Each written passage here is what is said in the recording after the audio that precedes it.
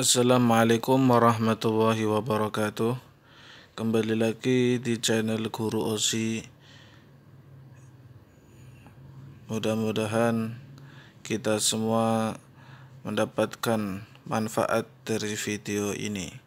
Pembahasan kali ini adalah tentang prinsip dan praktik ekonomi Islam.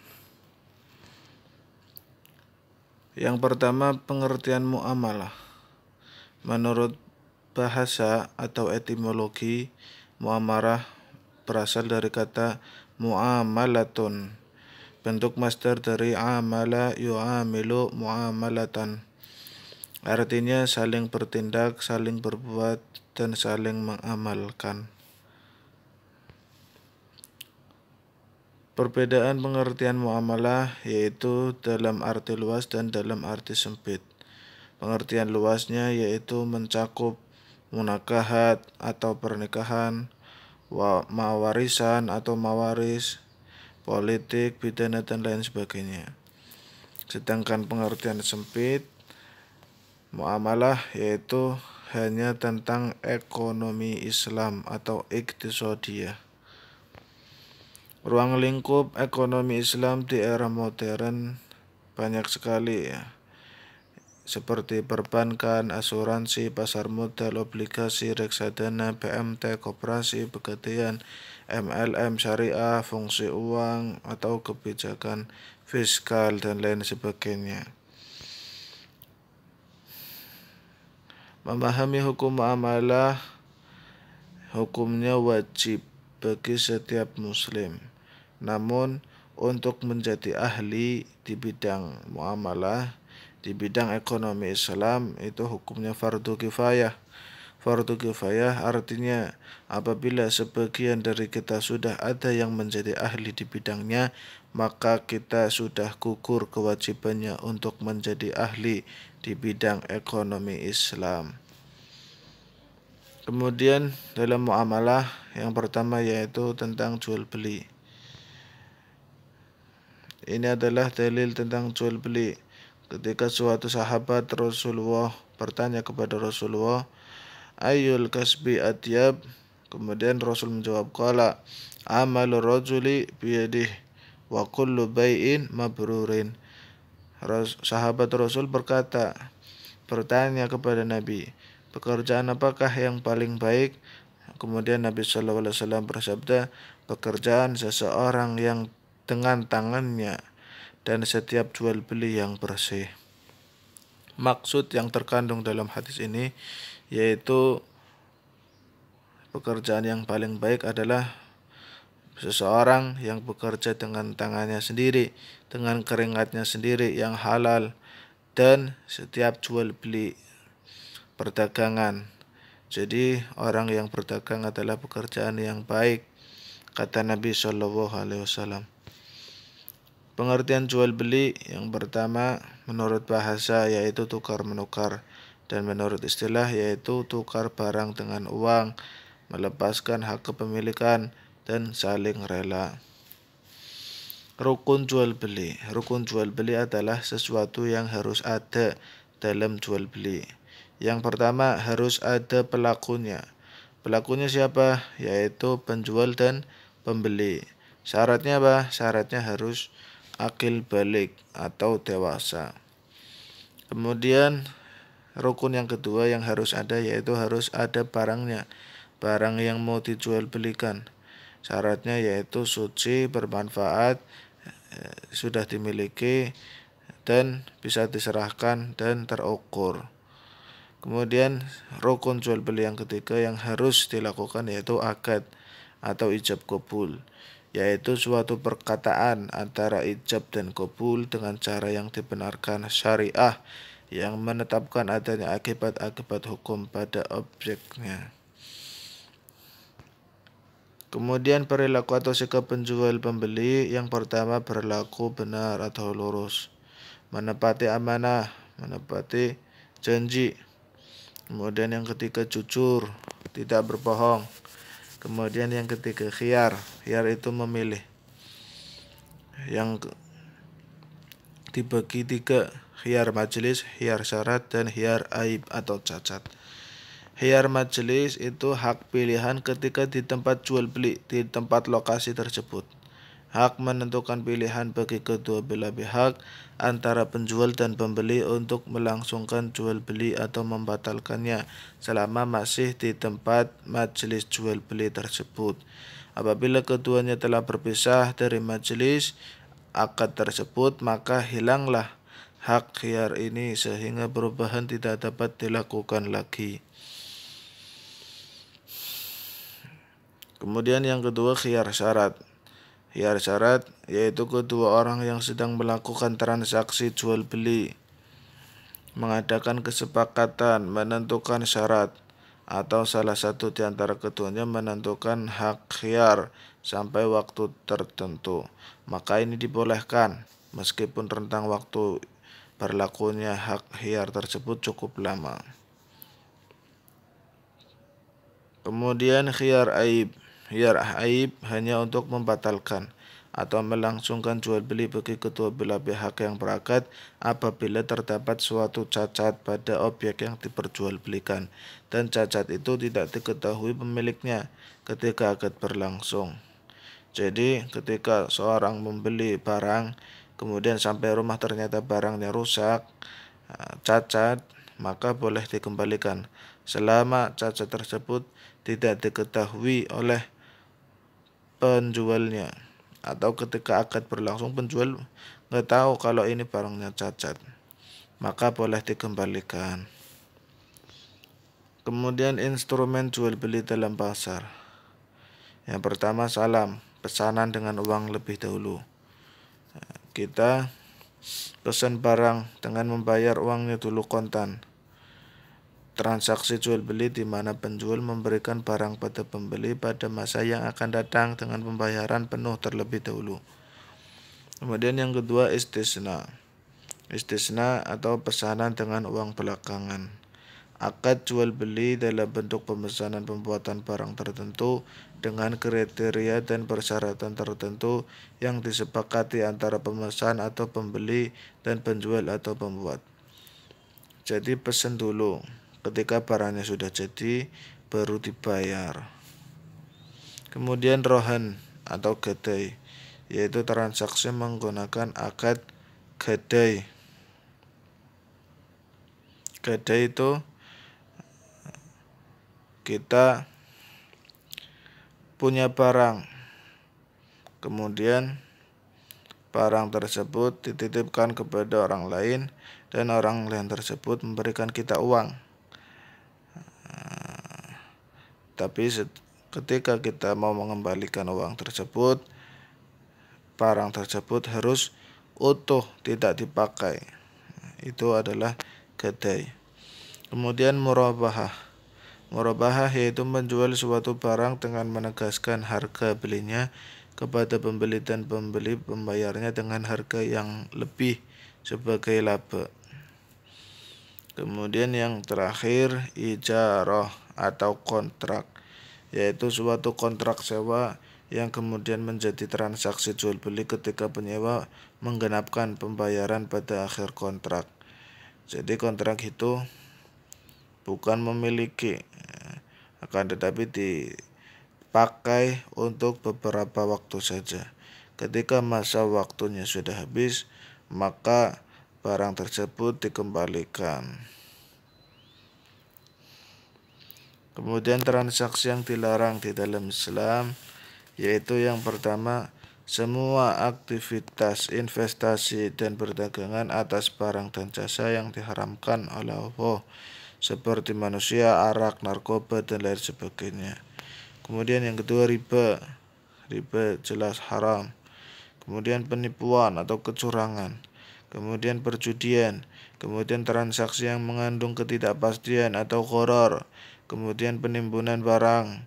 Kemudian monopoli, rekayasa permintaan, suap menyuap, atau ta'alluq. Ta'alluq adalah penjual membeli kembali dengan syarat pengurangan harga. Itu tidak boleh. Kemudian pembelian kembali oleh penjual dari pihak pembeli. Kemudian talaki al-rukban atau mencegat petani atau penghasil sebelum sampai ke pusat penjualan tanpa tahu harga pasar. Itu juga tidak dibenarkan dalam Islam. Kemudian jual beli pada saat sholat Jumat itu juga diharamkan oleh Allah yang tercantum di dalam Quran surat Al-Jumu'ah ayat 9. Kemudian pembahasan selanjutnya yaitu riba. Riba secara bahasa artinya tambahan atau az-ziyadah atau berkembang anwu atau meningkat al-irtifa dan membesar al-ulu. Jadi riba secara istilah adalah tambahan yang disyaratkan dalam transaksi bisnis atau utang piutang tanpa adanya padanan atau iwad yang dibenarkan syariah atas penambahan tersebut. Larangan riba sebenarnya tidak hanya berlaku untuk agama Islam saja, melainkan juga diharamkan oleh seluruh agama samawi, yaitu Yahudi dan Nasrani. Pembagian riba dibagi dua, riba ad-duyun dan riba al-buyu'. Riba ad-duyun meliputi riba al-qard dan riba al-jahiliyah. Sedangkan riba al-buyu' meliputi riba an-nasak dan riba al-fadl. Riba al-fadl yaitu pertukaran emas dengan perak, gandum dengan kurma, dengan terigu dengan garam. Itu sejenis tapi beda ukuran, itu tidak boleh namanya riba. Kemudian nasi'ah. Nasi'ah adalah pinjaman ala tukar uang emas atau dengan charge atau apapun namanya. Kemudian riba sebab utang piutang. Yang pertama yaitu riba qardi. Riba qardi adalah meminjamkan sesuatu dengan syarat ada keuntungan atau tambahan dari orang yang meminjami. Contohnya, Ahmad ingin meminjam uang kepada Sufyan sebesar 500.000.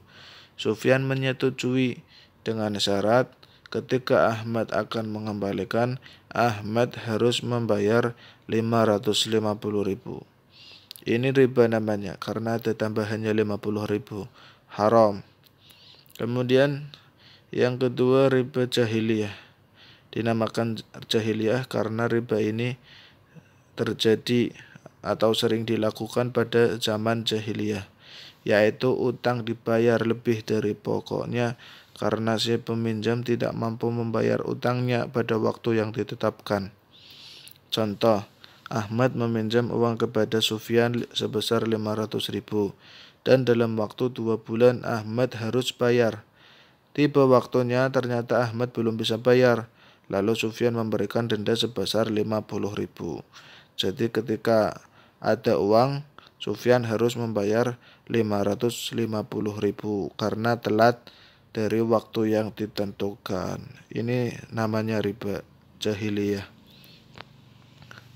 Kemudian syarat jual beli non riba. Syaratnya supaya jual belinya tidak riba, yaitu menjual sesuatu yang sejenis ada 3 syarat. Yang pertama serupa timbangan dan banyaknya. Ukurannya harus sama. Kemudian yang kedua tunai. Yang ketiga timbang terima dalam akad atau ijab qabul sebelum meninggalkan majelis akad. Kemudian menjual sesuatu yang berlainan jenis ada 2 syarat. Yang pertama tunai, yang kedua timbang terima dalam akad atau ijab qabul sebelum meninggalkan majelis akad. Solusi riba supaya tidak riba ini ada solusinya. Solusinya yaitu dengan mengubah transaksinya. Supaya tidak riba, yang pertama bagi hasil, sistem bagi hasil. Kemudian yang kedua kredit langsung. Yang ketiga gadai. Yang keempat hibah. Kemudian syirkah kerjasama. Syirkah atau kerjasama. Ini penjelasan selanjutnya. Landasan hukum syirkah. Syirkah dalam Al-Quran, maka mereka berserikat pada sepertiga.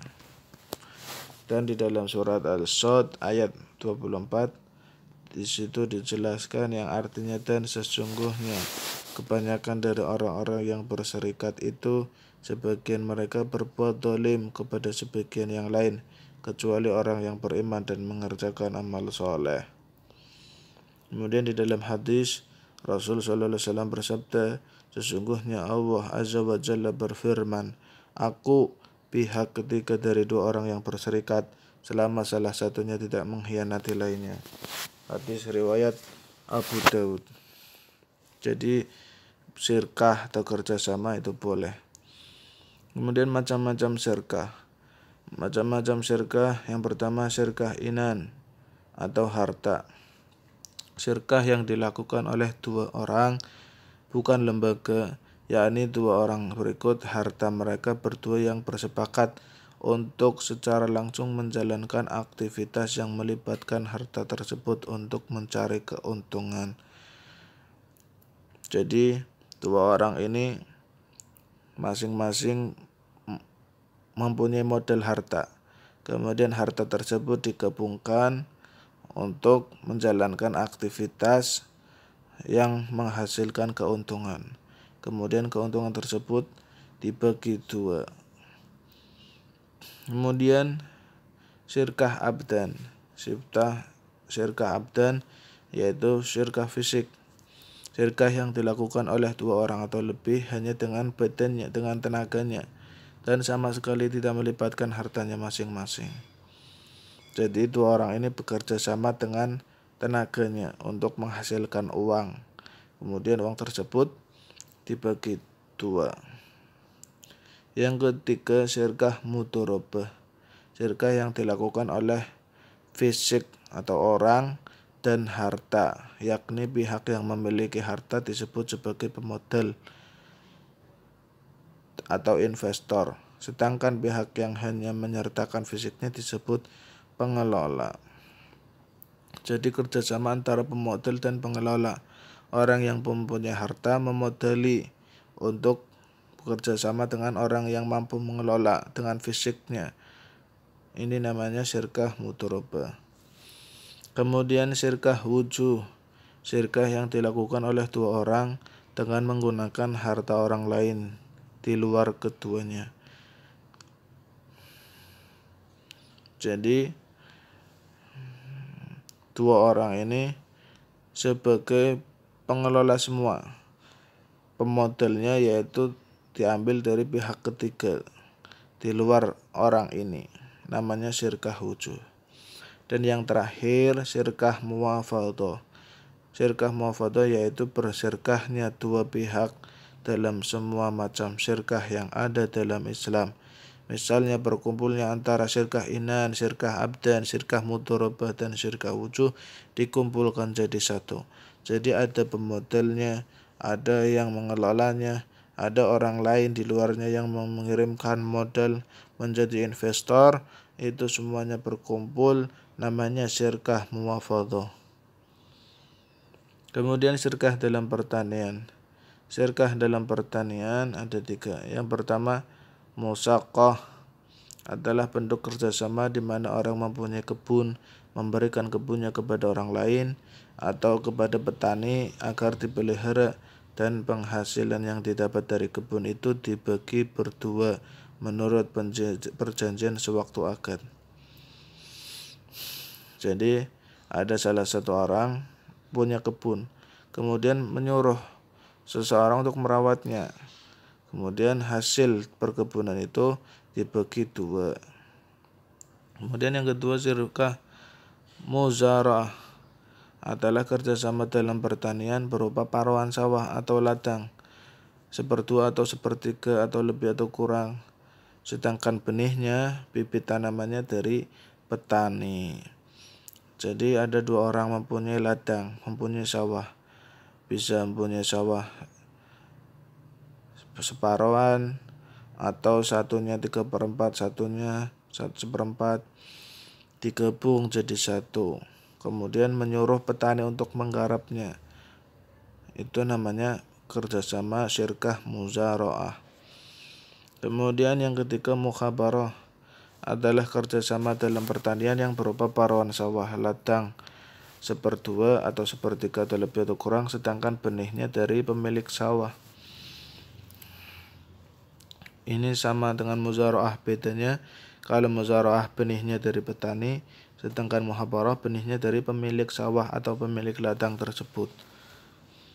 Kemudian hukum perbankan. Perbankan itu lebih populer disebut dengan istilah bank syariah atau perbankan Islam. Bank syariah adalah bank yang beroperasi sesuai dengan prinsip-prinsip syariah Islam atau bank yang tata cara beroperasiannya mengacu kepada ketentuan-ketentuan Al-Quran dan Al-Hadis. Syariah adalah jalan Allah seperti yang ditunjukkan oleh Al-Quran dan As-Sunnah. Bank syariah, prinsip utama bank syariah adalah menghindarkan diri dan menjauhkan diri dari unsur-unsur riba dengan menggantinya dengan sistem bagi hasil dan pembiayaan perdagangan. Perbankan syariah yaitu agar lembaga perbankan dapat menghasilkan keuntungan dengan cara meminjamkan modal, menyimpan dana, membiayai kegiatan usaha atau kegiatan lainnya yang sesuai dengan ajaran Islam. Prinsip hukum Islam melarang unsur-unsur di bawah ini dalam transaksi-transaksi perbankan tersebut. Yang pertama, perniagaan atas barang-barang yang haram. Kemudian yang kedua, bunga bank itu haram, riba. Kemudian yang ketiga, perjudian dan spekulasi yang disengaja atau maisir. Yang keempat, ketidakjelasan dan manipulatif atau gharar. Keempat-empatnya itu dilarang. Ini keempat-empatnya biasanya ada di dalam bank yang umum, bukan bank syariah. Kemudian konsep pembiayaan Islami. Yang pertama wadiah, titipan dana. Yang kedua mudharabah, bagi hasil. Yang ketiga syirkah, kerjasama. Yang keempat murabahah, penjualan oleh bank, pembelian oleh nasabah. Yang kelima qard hasan, pinjaman lunak bagi orang miskin. Produk dan jasa lembaga keuangan syariah. Operasional bank syariah di Indonesia meliputi 3 hal. Yang pertama penghimpun dana, yang kedua penggunaan dana, yang ketiga jasa layanan perbankan. Kemudian selanjutnya yaitu kita penjelasan tentang asuransi syariah. Asuransi syariah itu berhubungan dengan resiko. Resiko adalah suatu ketidakpastian akan terjadi peristiwa bahaya di masa yang akan datang, dan jika peristiwa tersebut terjadi dapat menimbulkan kerugian. Jenis resiko ada 2, resiko murni dan resiko spekulatif.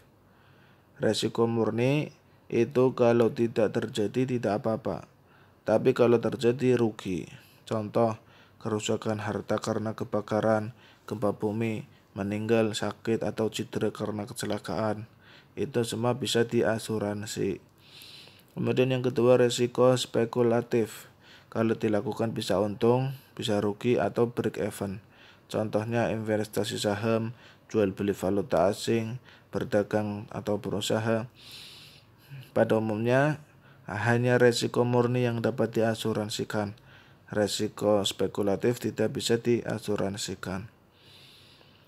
Sedangkan pengertian asuransi menurut Undang-Undang Nomor 2 Tahun 92, perjanjian antara dua pihak atau lebih dengan mana pihak penanggung mengikatkan diri kepada tertanggung dengan penerima premi asuransi untuk memberikan penggantian kepada tertanggung karena kerugian, kerusakan, atau kehilangan atau keuntungan yang diharapkan, atau tanggung jawab hukum kepada pihak ketiga yang mungkin akan diderita tertanggung yang timbul dari suatu peristiwa yang tidak pasti, atau memberikan suatu pembayaran yang didasarkan atas meninggal atau hidupnya seseorang yang dipertanggungkan.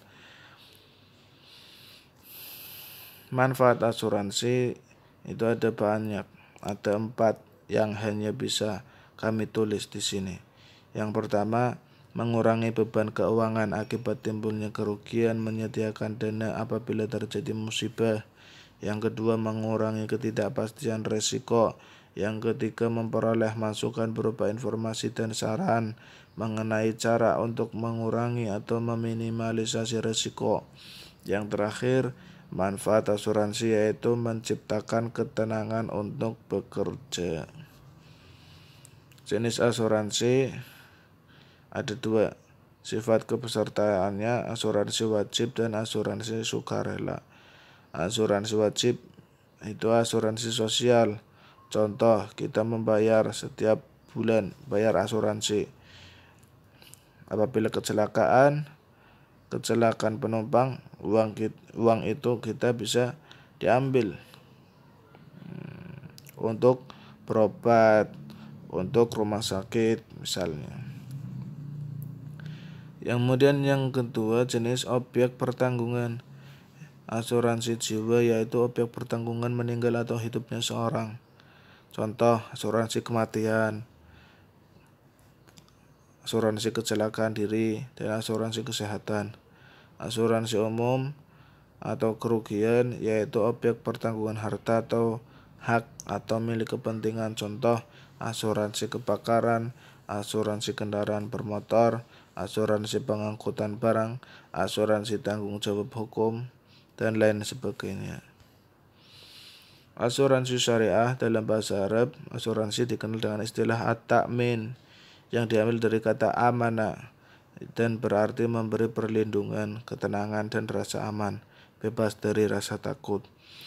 Jadi at-ta'min ialah seseorang membayar atau menyerahkan uang cicilan agar ia atau ahli warisnya mendapat sejumlah uang sebagaimana yang disepakati atau untuk mendapat ganti terhadap hartanya yang hilang. Asuransi Islam di Indonesia yaitu usaha saling melindungi dan saling menolong di antara sejumlah orang atau pihak untuk menghadapi risiko tertentu melalui akad ataupun perikatan yang sesuai dengan syariat Islam. Di Indonesia, asuransi Islam sering dikenal dengan istilah takaful. Kata takaful berasal dari kata takafala yatakafalu, yang artinya ialah menjamin atau saling menanggung. Dasar dan landasan hukum tentang asuransi yaitu dalam surat Al-Maidah ayat 2, wa ta'awanu 'alal birri wat taqwa wa la ta'awanu 'alal ismi wal udwan, yang artinya dan tolong menolonglah kamu dalam mengerjakan kebaikan dan takwa, dan janganlah tolong menolong dalam berbuat dosa dan pelanggaran. Jadi asuransi di dalam Islam itu diperbolehkan asalkan akad dalam asuransi syariahnya ada dan jelas. Yang pertama yaitu akad ta'awun, akad tolong menolong antar sesama peserta. Yang kedua akad tabarru, akad hibah dalam bentuk pemberian dana atau kontribusi untuk tujuan tolong menolong sesuai dengan syarat-syarat yang disepakati. Yang ketiga akad wakalah bil ujrah, akad untuk memberikan kuasa kepada perusahaan asuransi sebagai wakil dari peserta dalam mengelola dana tabarru dan atau dana investasi peserta dengan imbalan fee atau ujrah. Yang keempat akad mudharabah, akad untuk memberikan kuasa kepada perusahaan sebagai mudharib dalam mengelola investasi dana tabarru dan atau dana investasi peserta dengan imbalan bagi hasil yang telah disepakati. Kemudian yang terakhir akad mudharabah musyarakah, yaitu akad untuk memberikan kuasa kepada perusahaan asuransi sebagai mudharib dalam mengelola investasi dana tabarru atau dana investasi peserta dengan imbalan bagi hasil yang besarnya ditetapkan berdasarkan komposisi kekayaan yang digabungkan. Ini saja yang dapat saya sampaikan, semoga bermanfaat untuk kita semua. Amin amin ya rabbal alamin. Kurang lebihnya mohon maaf. Wabillahi taufiq wal hidayah. Wassalamualaikum warahmatullahi wabarakatuh.